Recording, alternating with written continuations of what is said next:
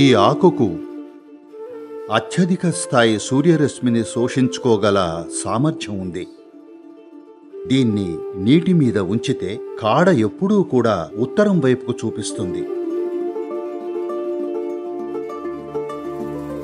మానవ చర్యను మరో స్థాయికి తీసుకెళ్లవచ్చు ఈ ఆకు తీసుకోవడం ద్వారా. మీరే చూస్తారు, మిమ్మల్ని ఇది నిద్రపోనివ్వదు.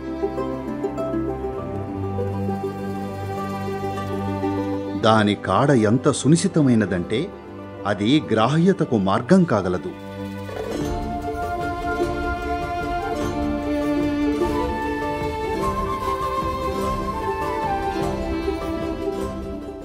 సద్గురు, సురేన్ ఇది తెలుసుకోవాలనుకుంటున్నారు. దేవతలకు తమలపాకులు అర్పించడంలోని ప్రాముఖ్యత ఏమిటి? ఓహ్, అంటే మీరు దాన్ని తినలేదన్నమాట. తెలుసా, కొంతమంది తమలపాకు మీద రాసిన మసిలోకి చూసి భవిష్యత్తు చెప్పేవాళ్ళు.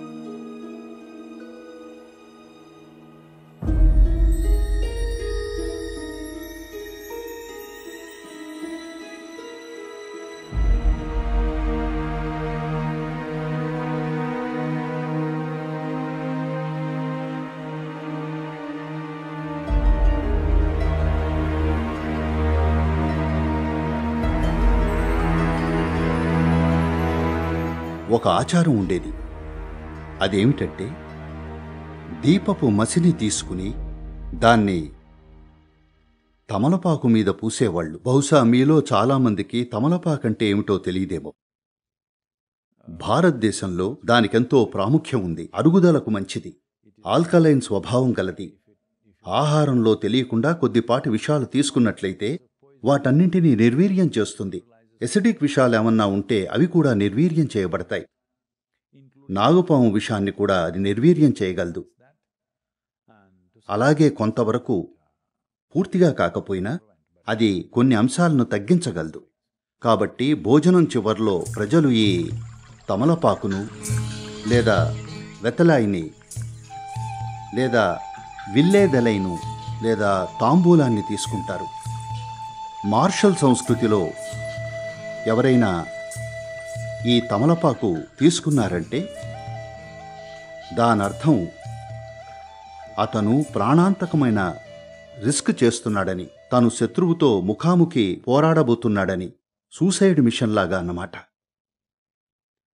ఈ రోజుల్లో ఆధునిక సిటీల్లో, భారతదేశంలోని అర్బన్ ప్రదేశాల్లో, క్రైమ్ గ్యాంగుల్లో దాన్ని సుపారీ అంటారు. అంటే నేను మీ మీద సుపారీ తీసుకున్నానంటే దానర్థం నేనొచ్చి మిమ్మల్ని చంపబోతున్నానని. కాబట్టి అక్కడ ఆ పదం అలా వ్యాపిస్తుంది, అతని మీద సుపారీ ఉంది అని. ఎవరు చంపితే వాళ్లకు సుపారీ అందుతుంది. సరే, దాంతోపాటు నగదు కూడా ఉంటుందనుకోండి. కాబట్టి ఈ వాడుక ఎంతో ప్రాచీన వాడుక నుండొచ్చింది. అదేమిటంటే, నేను తాంబూలం తీసుకున్నానంటే దానర్థం నేను సూసైడ్ మిషన్కు సిద్ధంగా ఉన్నాను అని. ఈ రెండింటికి ఎందుకు ముడిపడిందంటే, మానవ చర్యను మరో స్థాయికి తీసుకెళ్లొచ్చు ఈ ఆకును తీసుకోవడం ద్వారా. అయితే దానికి కనీసం అంగుళం పొడవు కాడ ఉన్నప్పుడే అలా పనిచేస్తుంది. కాడ లేకుండా దగ్గరకు తెంపితే అదే ప్రభావం చూపదు. ఈ ఆకును నాకు తెలిసి ఏ ఆకునైనా వాడొచ్చు, కానీ ప్రత్యేకించి ఈ ఆకును నీటి మీద ఉంచితే కాడ ఎప్పుడూ ఉత్తరం వైపుకే మళ్ళుతుంది. ఈ విషయం తెలుసా? If you put it in the water, in still water, it will naturally turn this way and point to the north. కాబట్టి మీరు అరణ్యంలో తప్పిపోతే మీ దగ్గర ఒక తమలపాకుంటే దాన్ని నీటి మీద ఉంచితే అది ఉత్తరం ఎటో చూపిస్తుంది. ఓసారి ఉత్తరం ఎటో తెలిస్తే మిగతా దిక్కులు కనుక్కోగలరనుకుంటున్నాను.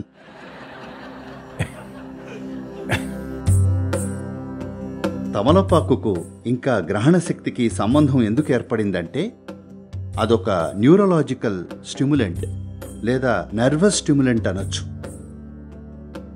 దాన్ని తింటే మీ నాడులు కొద్దిగా అలా అవుతాయి. మీ నాడీ వ్యవస్థ సంక్లిష్టతకు, నాడీ చర్యకు, అలాగే మీ గ్రహణ శక్తికి ప్రత్యక్ష సంబంధం ఉంది. మనిషి ఎన్నో విషయాలను మరింత గొప్పగా గ్రహించగలుగుతున్నాడు. ఇతర ప్రాణుల కంటే. ఎందుకంటే మనం అత్యంత సంక్లిష్టమైన నాడీ వ్యవస్థను కలిగి ఉన్నాం. వాస్తవానికి మీరు బాగా వినగలగాలి, చూడగలగాలి, వాసన పసిగట్టగలగాలి అన్ని ప్రాణుల కంటే. కానీ సిటీల్లో ఉండడం వల్ల అది మందగించింది. మీరు ప్రకృతిలో ఉన్నట్లయితే ఇవి చాలా చాలా చురుగ్గా ఉంటాయి. సహజంగానే మీరు మిగతా జీవుల కంటే ఎంతో మెరుగ్గా ఉంటారు, వాసన పసిగట్టడంలో, చూడడంలో, వినడంలో, అన్నింటిలో. కానీ అది మందగించడానికి కారణం మితిమీరిన సమాచారం. చూపు పరంగా, శబ్దాల పరంగా, రుచిపరంగా అన్నీ ఓవర్లోడింగ్గానే ఉన్నాయి.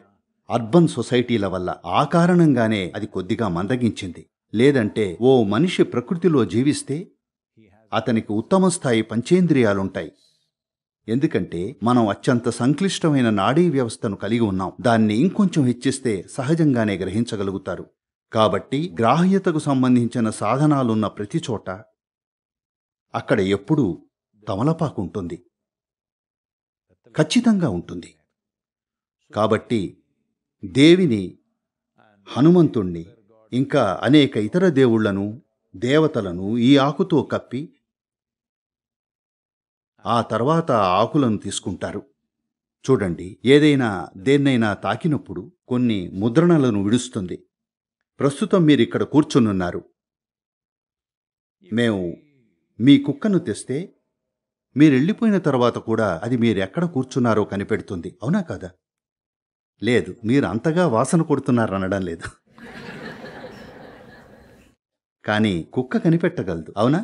మీరెక్కడ కూర్చున్నారో. అది కన్ఫ్యూజ్ అవ్వదు. మీరెక్కడ కూర్చున్నారో దానికి తెలుస్తుంది. అంటే మీరక్కడ ఏదో విడిచారనే. కాబట్టి ఎటువంటి స్పర్శ అయినా అక్కడ మీరు కొంత విడుస్తారు, కొంత గ్రహిస్తారు. దీన్నే రుణానుబంధం అంటాం. ఈ కారణంగానే పురోగమించాలనుకునే యోగి రకరకాల ముద్రణలతో, కన్ఫ్యూజన్కు గురి కాకూడదనుకునే యోగి సాధారణంగా భౌతిక స్పర్శకు దూరంగా ఉంటారు. అలాగే మీరు షేక్ హ్యాండ్ ఇవ్వాలని చూస్తే తనిలా చేస్తారు. ఎందుకంటే అనవసరమైన స్పర్శ అవసరం లేదు. అది మీ గ్రాహ్యతను కన్ఫ్యూజ్ చేస్తుంది. మీరేం కోరుకుంటున్నారన్న దాని మీద ఆధారపడి ఉంటుంది. మీరు మనిషి స్పర్శ కోసం తప్పిస్తుంటే అప్పుడు కళ్ళకెవరు కనబడితే వాళ్లను వెళ్ళి గుంజుకుంటారు. కానీ మీలో మీరు బానే ఉంటే, మీ జీవాన్ని మెరుగుపరుచుకోవాలని చూస్తుంటే అప్పుడు స్పర్శను తగ్గించాలనుకుంటారు. ఎందుకంటే మరీ ఎక్కువ స్పర్శ అనేది వక్రీకరణలు తెస్తుంది జీవితాన్ని ఉన్నది ఉన్నట్టుగా చూసే మీ సామర్థ్యంలో.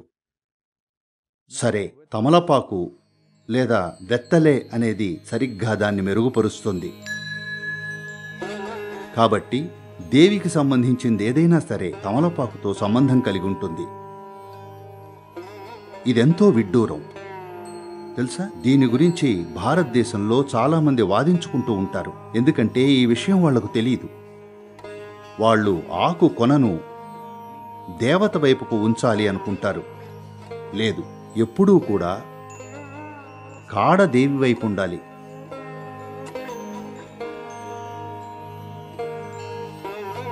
చూడ్డానికి మీకు సమర్పిస్తున్నట్టుగా ఉంటుంది, కానీ అదే నిజం. అది మీకోసమే. ఎందుకంటే తమలపాకు కాడకు విషయాలను గ్రహించగల సామర్థ్యం ఉంది. వక్క ఇంకా ఈ ఆకును కలిపి వాడతారు. కాబట్టి ఇంగ్లీష్ వాళ్ళు దాన్ని వక్కాకు అనడం ప్రారంభించారు. అది వక్కాకు కాదు, అది తమలపాకు. వక్క వేరే. సరే, ఈ ఆకుకి ఇతర ఆకులతో పోలిస్తే అత్యధిక స్థాయిలో సూర్యరశ్మిని గ్రహించుకోగల సామర్థ్యం ఉంది. అందుకే అది నీడలో మాత్రమే పెరుగుతుంది. ఎండకు తాళలేదు, ఎందుకంటే మరీ ఎక్కువ గ్రహించుకుంటుంది. కాబట్టి గ్రహించగల ఈ సామర్థ్యం కారణంగా ముఖ్యంగా కాడ ఎంతో సున్నితమైంది. అది గ్రహణశక్తికి ఉపకరణమవుతుంది. అలాగే ఉత్తరం వైపుకు చూపిస్తుంది. అలాగే మీరు దాన్ని తింటే అది మీ నాడీ వ్యవస్థను, తద్వారా మీ గ్రహణశక్తిని మెరుగుపరుస్తుంది. అది దేవిని తాకి ఉంటే లేదా దాని కాడ దేవి వైపుకి ఉంచి పెట్టినట్లయితే దేవి గుణాన్ని అది గ్రహించుకుంటుంది. ఆపై మీరు దాన్ని మీలోకి తీసుకోవాలనుకుంటారు. ఇదే దాని ఉద్దేశ్యం. లేదా కొంతమంది దాన్ని శరీరం మీద ఉంచుకుంటారు, కొంతమంది మణిపూరకం మీదో, అనాహత మీదో లేదా విశుద్ధి మీదో ఉంచుతారు. ఇలా చేయకండి, ఎందుకంటే దీనికి ఒక విధమైన సంసిద్ధత అవసరం. కానీ మీరు దాన్ని తినొచ్చు. ప్రతిరోజూ కాదు, ఎప్పుడో ఓసారి కావాలంటే తినొచ్చు. ఖచ్చితంగా అది మీరే చూస్తారు కొద్దిగా మెరుగుదలను. ఇది కూడా ఉత్ప్రేరకం, అయితే టీ, కాఫీ లాంటిది కాదు. అది వాటిలా అగ్రెసివ్గా ఉండదు, కానీ పనిచేస్తుంది. మీరు మితిమీరి భోజనం చేసినప్పుడు ఓ తమలపాకు తింటే అప్పుడు మీరే చూస్తారు అది మిమ్మల్ని నిద్రపోనీదు. అదే సమయంలో మీకు అత్యుత్సాహంగా కూడా అనిపించదు. మీ నాడీ వ్యవస్థలో కొద్దిపాటి యాక్టివేషన్ జరుగుతుంది. కాబట్టి ఎంతో కాలంగా దీన్ని వాడుతూ వచ్చారు. అలాగే తమలపాకు గురించి ఓ ఆచారం ఉంది. మీరెప్పుడూ కూడా దాన్ని నిలువుగా చీల్చకూడదు, ఎందుకంటే ఆకు యొక్క ఈనె చాలా ముఖ్యం. కాబట్టి నిలువుగా చీల్చకూడదు. దాన్ని పంచుకోవాలనుకుంటే ఒకవేళ ఆకు ఇలా ఉంటే ఇలా అడ్డంగా కట్ చేయాలి, నిలువుగా ఎప్పుడూ కట్ చేయకూడదు. కాబట్టి ఈ విషయం గురించి ఓ పురాణ గాథ ఉంది. జరాసంధుడనే రాజుండేవాడు. జరాసంధుడు ఎంతో బలిష్ఠుడు, ఉక్కు పిడికిలతో పాలించేవాడు. అతను తూర్పు భారతాన ఉండేవాడు. తన రాజ్యాన్ని అంతటా విస్తరించాలనుకునేవాడు. అయితే కృష్ణుడు అది జరగకూడదనుకున్నాడు. కాబట్టి వాళ్ళు ఓ విధమైన మారువేషంలో వెళతారు. తర్వాత తామెవరో తెలుపుతారు. జరాసంధుడు గొప్ప మల్లయోధుడు, యుద్ధయోధుడు. కాబట్టి వాళ్ళు అతన్ని పోటీకి ఆహ్వానించినప్పుడు అతను మీరే చెప్పండి, మీరు ఎలా అంటే అలా, నేను మీతో తలపడతాను అంటాడు. దాంతో కృష్ణుడు నువ్వు భీముడితో తలపడాలి అంటాడు. జరాసంధుడు భీముడితో సమానంగా బలం, నైపుణ్యం కలవాడు కాబట్టి సరే అంటాడు. ఇక వాళ్ళు మల్లయుద్ధంలోకి దిగుతారు.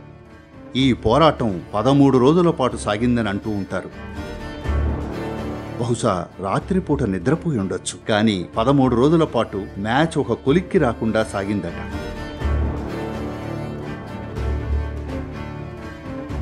ఇద్దరూ ఘోరంగా అలసిపోయారు. అతి కష్టం మీద నిల్చోగలుగుతున్నారు. ఇద్దరూ పూర్తిగా అలసిపోయారు, కానీ ఎవరూ ఓడిపోలేదు. అప్పుడు కృష్ణుడు కూర్చుని జరాసంధుడి వైపు చూశాడు. అసలేం చేసినా ఇతను చనిపోవడం లేదేమిటి, విషయం ఏమిటి అని అతన్ని పరిశీలించాడు. అప్పుడు కృష్ణుడికి తెలిసింది, ఇతనికి ఓ వరం ఉంది. ఇతన్ని రెండుగా చీలిస్తే తప్ప చనిపోడని. కాబట్టి కృష్ణుడక్కడ కూర్చుని ఆకు ఒక్క తింటూ ఉంటాడు. ఓ తమలపాకును తీసుకుంటాడు. సరిగ్గా అప్పుడే చికాకుతో భీముడు కృష్ణుని వైపు చూస్తాడు. ఏం చెయ్యాలి, నా పని అయిపోతోంది.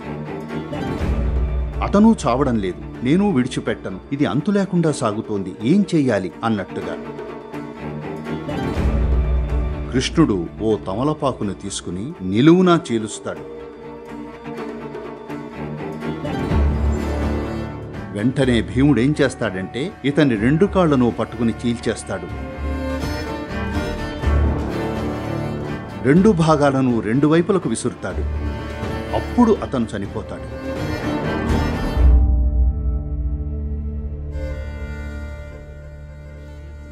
కాబట్టి తమలపాకును నిలువుగా చీల్చటం సరియైన పని కాదు. ఇళ్లలో అలా ఎప్పుడూ చేయరు. పంచుకోవాలనుకున్నా కూడా దాన్ని ఎప్పుడూ ఇలా సగానికి కట్ చేస్తారు.